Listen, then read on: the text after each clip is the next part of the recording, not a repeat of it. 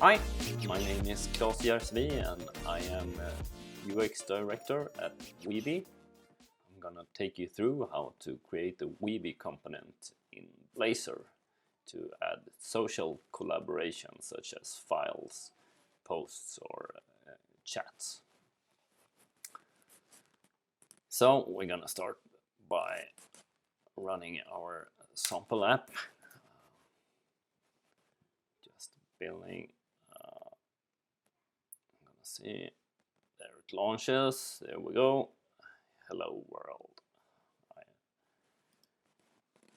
I'm gonna take you through what you need to do to get this up and running.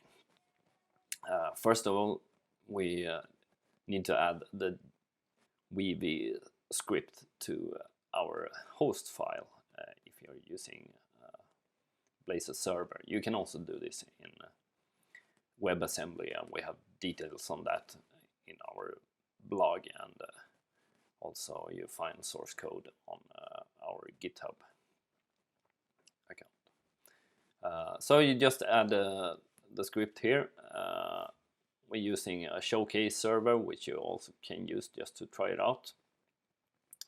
And after that, we use JS interop to communicate with JavaScript and to be able to create a new Weavy instance and use all the methods in the API. So we have this JS file which just creates a new Weavy instance and passes on options to that in this method. And we have JS interop service we're gonna use, which will first of all import the JS interop so we can use that method, and then it calls that and passes on options in another method. Here we also initialize on demand when we need it. And this is where you also pass on your JWT tokens for authentication. Here we have a static JWT token, which you normally don't use,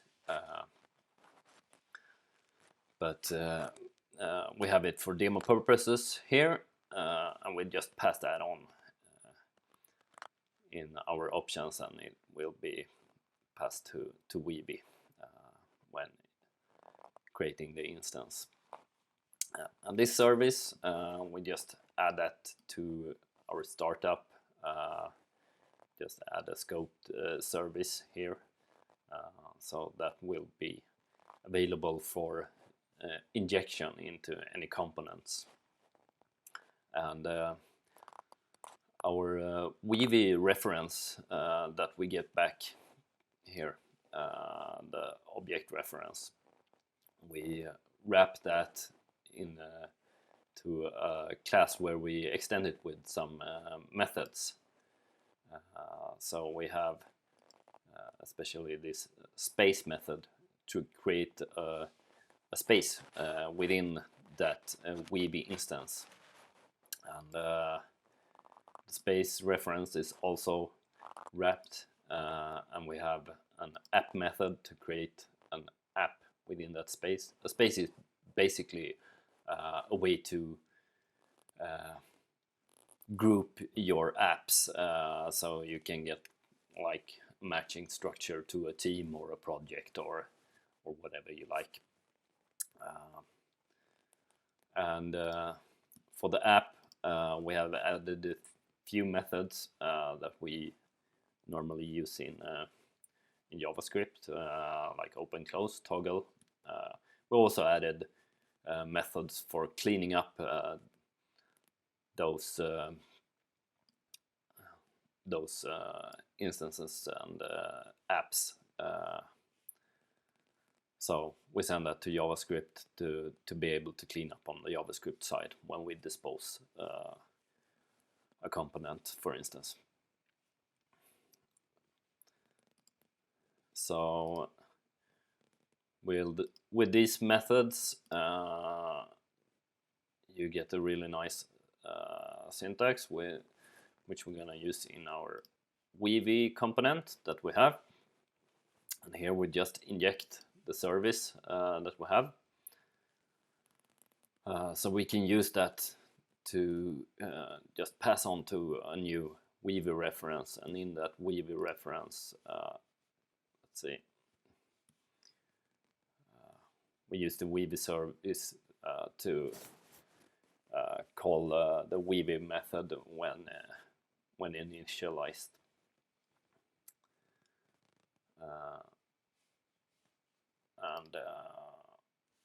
Yeah.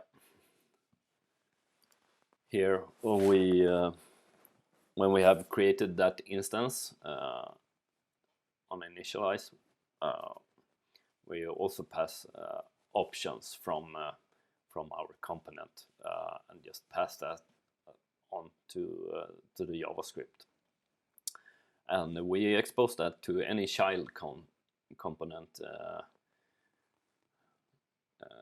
by using a cascading value. So all child components of this component will have access to the Weavy instance. And then we have a Weavy app component which is gonna make use of that reference. So it's using a cascading parameter here to get the Weavy instance. We define a div which we're gonna use to place the app in. Just use the reference, and that reference is available after render sync. And then we can use the Weavy instance to use the space method to create a new space, and then after that use the space to create an app. And we just pass any options that we have. Also we need a space key. There's gonna be some samples of that when I show you how to use it. We also add the container reference to the options that we pass on to JavaScript. And here we also have hooked up the remove method to clean up the JavaScript when this component is disposed.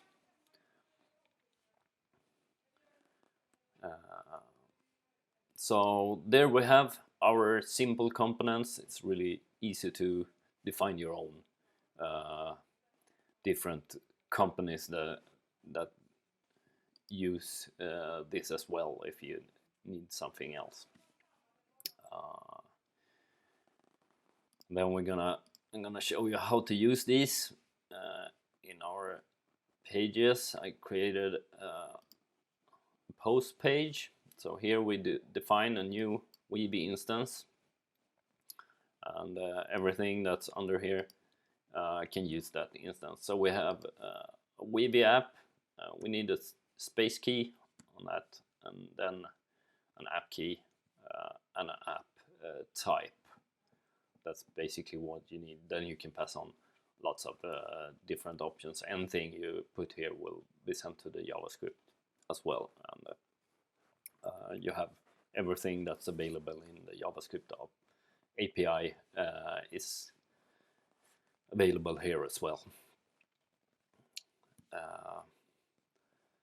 So here we only have one app. You can of course have like multiple if you like that, just different keys and whatever type you like. So we're gonna take a look at that. We have the post here. Let's see. There it loads and compiles. Yes. So here we have a post app where we can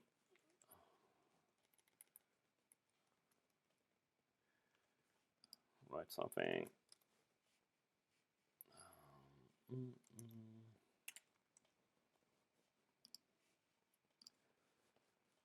All right, and we can of course open preview of this. Yep.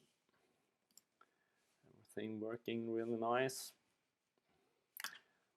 So that's how easy you can integrate a post app. And then we have another page with some files app. And here I'm gonna show you how you can use expressions to change the app on the fly. The important thing here is that you use the key so that the component will change whenever the key changes. And here we just have two buttons to load two different apps. And let's see how that looks. So we have a Files app. Let's see if it loads.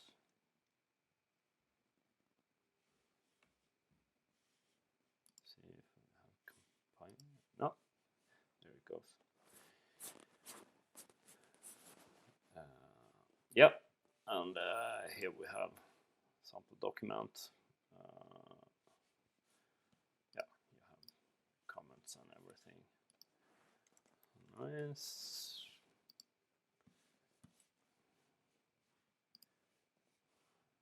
And here you can switch apps with these two buttons. You see the whole app is changed on the fly. So that's it. I hope you enjoyed this walkthrough. You have detailed guides on how to do this in our blog and on GitHub. Make sure to watch our other videos. Alright, thanks for listening.